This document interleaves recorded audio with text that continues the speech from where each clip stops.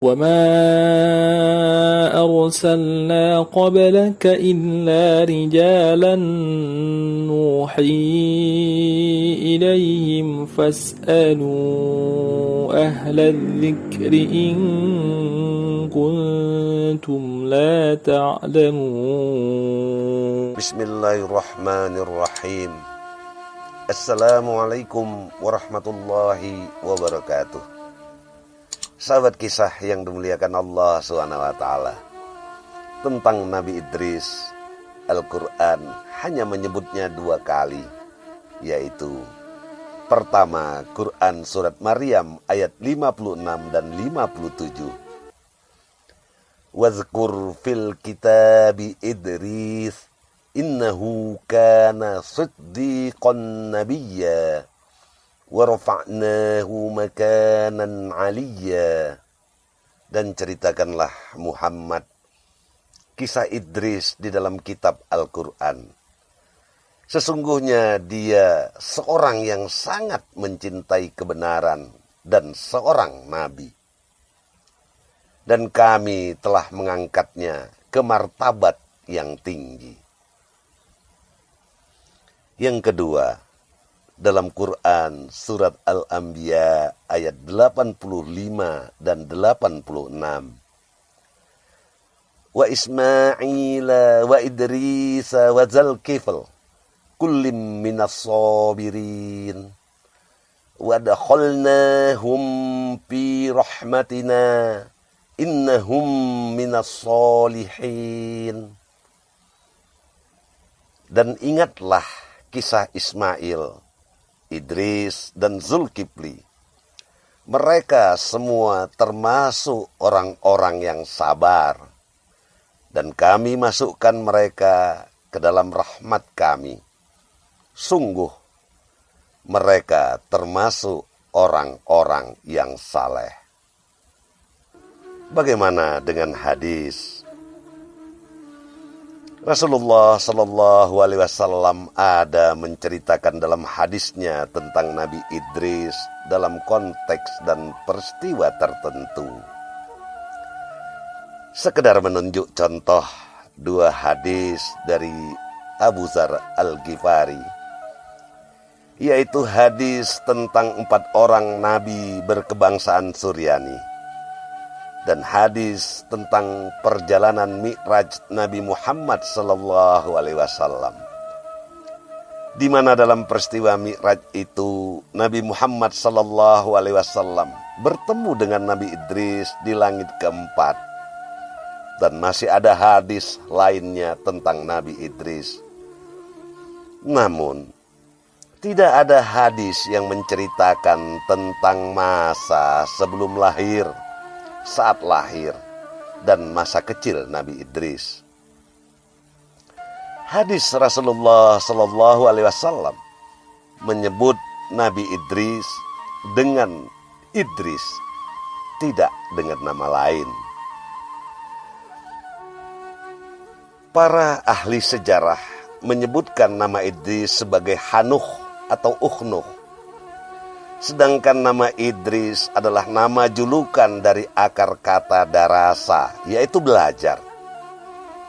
Penyebutan nama Idris dilekatkan karena beliau adalah orang yang sangat gemar belajar, sehingga memiliki pengetahuan yang sangat luas.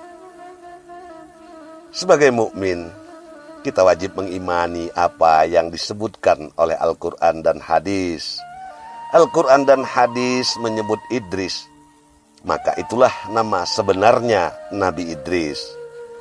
Sedangkan nama yang disebutkan oleh para ahli sejarah adalah nama lainnya, semacam nama kecil atau nama panggilan.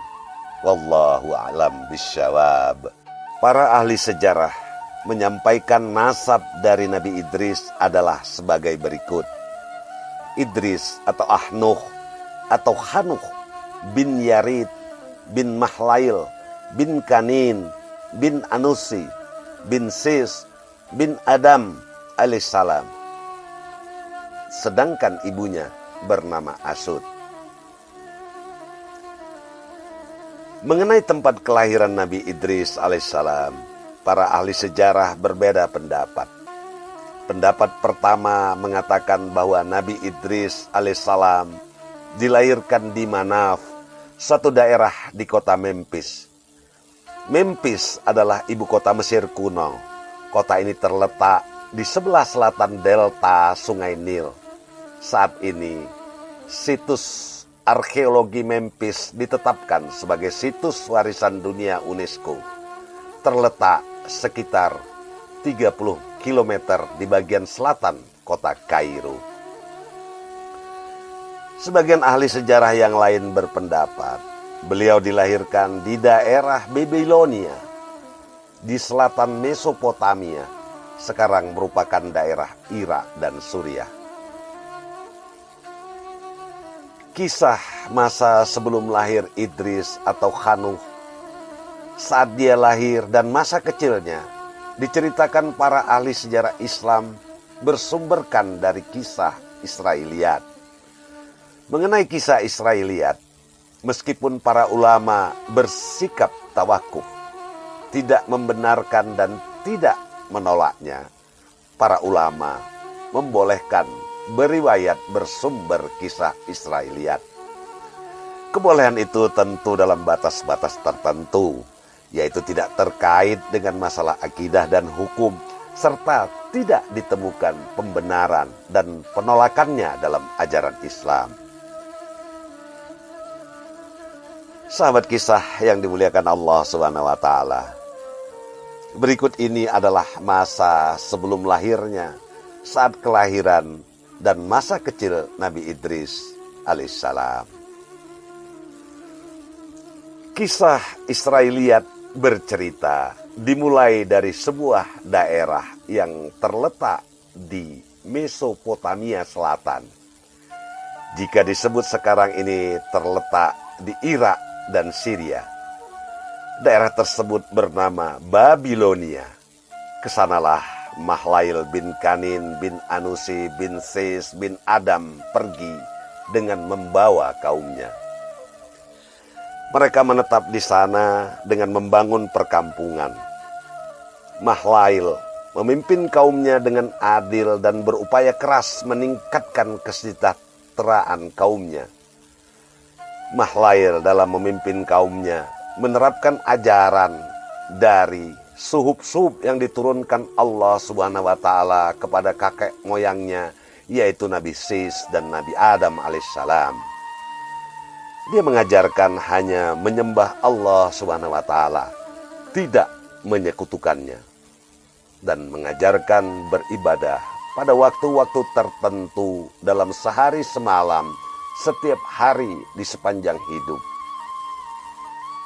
Karena masyarakatnya rajin beribadah kepada Allah Subhanahu wa taala, Allah pun meridhoi kaum yang dipimpinnya. Mereka sejahtera. Sehingga terbentuklah masyarakat yang berkecukupan dan berakhlak baik. Perkampungan itu menjadi sesak karena selain kaumnya terus beranak pinak, hubungan dengan kaum-kaum lainnya terbuka, terutama di sektor perdagangan. Akibatnya banyak yang bermukim bersama mereka, sehingga perlu ada perluasan pemukiman. Untuk melakukan perluasan pemukiman, Mahlail menebang pohon-pohon. Maka disebutkan pula dia adalah orang pertama yang menebang pohon di dunia ini. Dengan adanya perluasan pemukiman, maka perkampungan telah menjadi kota. Kota Babilonia, kota pertama di dunia. Karena kota pertama di dunia, maka tentu saja bangunan-bangunan di Babilonia adalah bangunan termegah di dunia di masa itu. Namun ternyata perkembangan penduduk begitu pesat. Begitu juga kaum urban semakin banyak berdatangan. Pemukiman baru harus segera diwujudkan. Mahlail kemudian membangun sebuah kota bernama Sus al-Aqsa, artinya Al-Aqsa yang jauh. Saat ini lokasi Sus al-Aqsa itu terletak di sebuah kota di Maroko. Merupakan bagian dari jaringan perdagangan yang menghubungkan Selat Gibraltar dengan Kairouan di Tunisia, Libya dan Mesir. Sus al-Aqsa adalah kota kedua yang pernah ada di dunia, sama megahnya dengan Babilonia. Sosok Mahlail diceritakan sebagai sosok yang gagah dan senang sekali mengenakan mahkota besar di kepalanya. Mahlail memiliki beberapa anak. Salah seorang putranya diberi nama Yarid. Abdul Wahab bin Munabbih, seorang tabi'in, bercerita, ketika istri Mahlail melahirkan putranya yang diberi nama Yarid, dia mengetahui saat Yarid lahir di keningnya ada cahaya. Mahlail pun maklum bahwa putranya Yarid adalah penerusnya sebagai penjaga Nur Muhammad.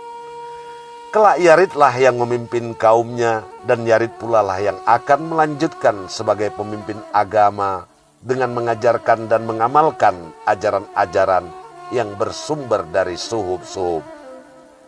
Mengenai kisah penjaga Nur Muhammad telah diceritakan dalam episode Nabi Sis alaihissalam. Sahabat kisah yang dimuliakan Allah Subhanahu wa taala, Mahlail adalah seorang khalifah sekaligus pemimpin agama yang diwasiatkan oleh ayahnya Kanin, dan Kamin mendapatkan wasiat dari ayahnya Anusi. Anusi mendapatkan wasiat dari ayahnya Sis, dan Sis selain mendapatkan wasiat dari ayahnya yaitu Nabi Adam alaihissalam, juga menerima 50 suhub dari Allah Subhanahu wa taala. Maka Sis selain sebagai khalifah dan pemimpin agama, dia adalah seorang nabi. Sebagai khalifah, Mahlail mensejahterakan rakyatnya, membuat aturan-aturan yang tidak menyimpang dari ajaran-ajaran suhub, baik suhub Nabi Adam alaihissalam maupun suhub Nabi Sis alaihissalam. Sebagai pemimpin agama, dia sangat rajin beribadah kepada Allah Subhanahu wa taala. Dan dia mengajarkan kepada rakyatnya sekaligus jemaahnya. Mahlail sangat rajin berdakwah di hadapan kaumnya dalam jumlah yang banyak. Sebab itulah Mahlail kemudian disebut sebagai orang pertama di dunia yang berorasi di hadapan banyak orang.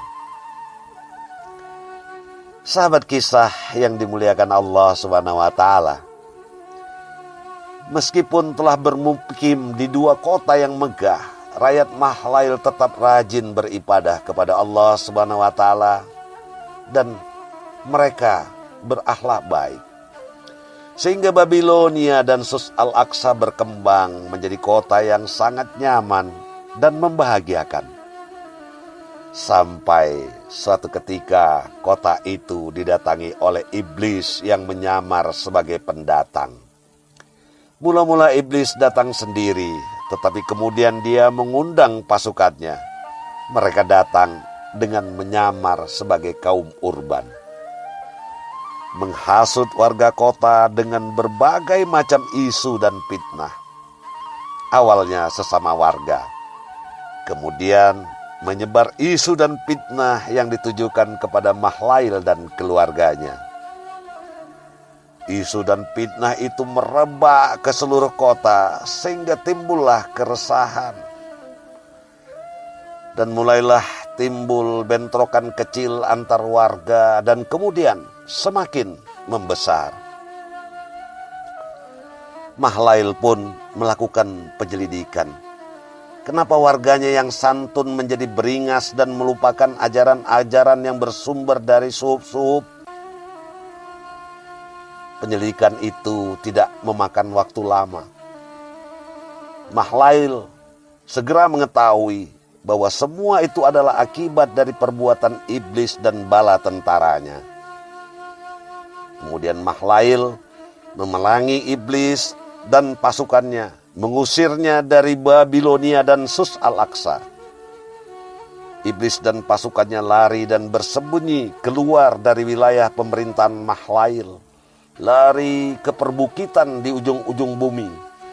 Bagi jin yang merupakan pasukan iblis yang tetap membangkang, bertahan dan terus melawan, tetap diperangi. Mereka dibunuh di medan perang. Dan setelah itu, kehidupan pun kembali normal seperti sedia kala. Ketika Yarid telah dewasa, dia menikah dengan seorang wanita bernama Asud. Beberapa waktu kemudian Asud hamil dan tibalah saatnya melahirkan. Sebagaimana diceritakan Wahab bin Munabbih, Yarid dan Mahlail melihat bayi yang baru saja lahir itu keningnya bercahaya, sangat menyilaukan.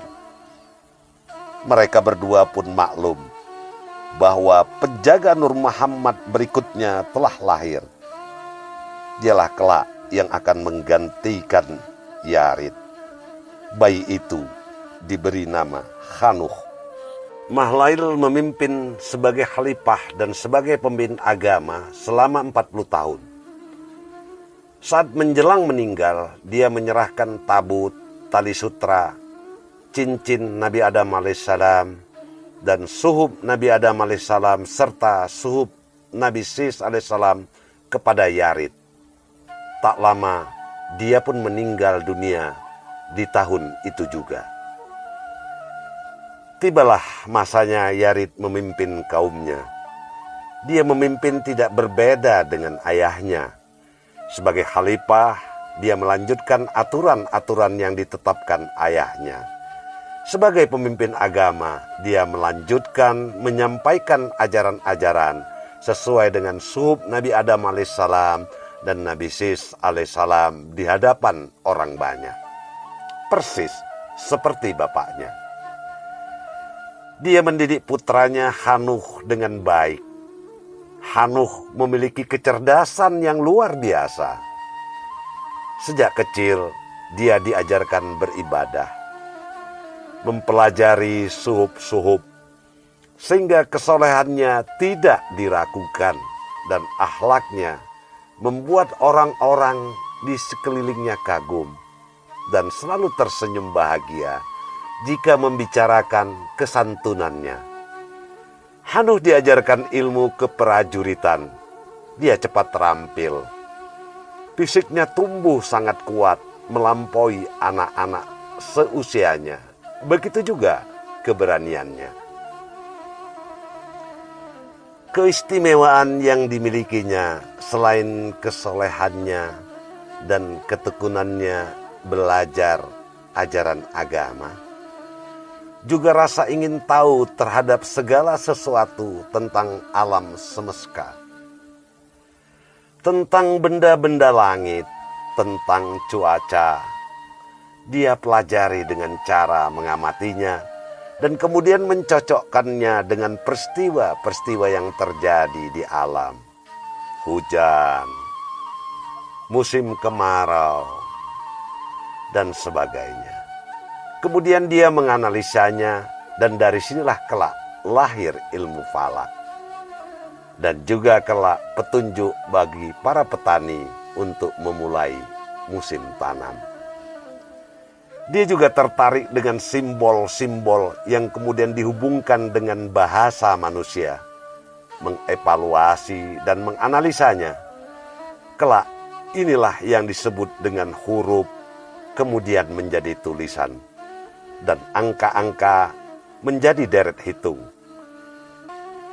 Meskipun Khanuh tidak suka banyak bicara, tetapi dia sangat suka dengan penampilannya. Dia ingin sekali beribadah menghadap Allah Subhanahu wa Ta'ala dengan bersih dan juga indah. Dari sinilah kelak lahirnya pakaian terbuat dari kain dan dijahit dengan rapi. Khanuh juga sering mengamati binatang, tetapi perhatiannya lebih besar kepada kuda. dia mengamatinya. Berkat ketekunannya berlatih, dia berhasil menaklukkan kuda, sehingga kemudian kuda menjadi binatang tunggangan manusia. Begitu besar minatnya pada hal-hal yang baru, yang secara khusus tak pernah menjadi perhatian orang di masa itu, apalagi mempelajarinya. Kesukaannya mempelajari segala sesuatu dan dilakukan dengan tekun sehingga ayahandanya memanggilnya dengan Idris. Idris berasal dari kata darasa, yaitu belajar. Panggilan itu sangat populer. Nama Idris melekat pada dirinya. Orang-orang pun memanggilnya dengan nama Idris. Sahabat kisah yang dimuliakan Allah SWT, demikianlah episode Nabi Idris seri 1. Meskipun berdasarkan kisah Israiliyat, namun banyak hikmah di dalamnya. Insya Allah kita jumpa lagi di episode yang sama, seri kedua, tarikh 31 Nabi. Wassalamualaikum warahmatullahi wabarakatuh.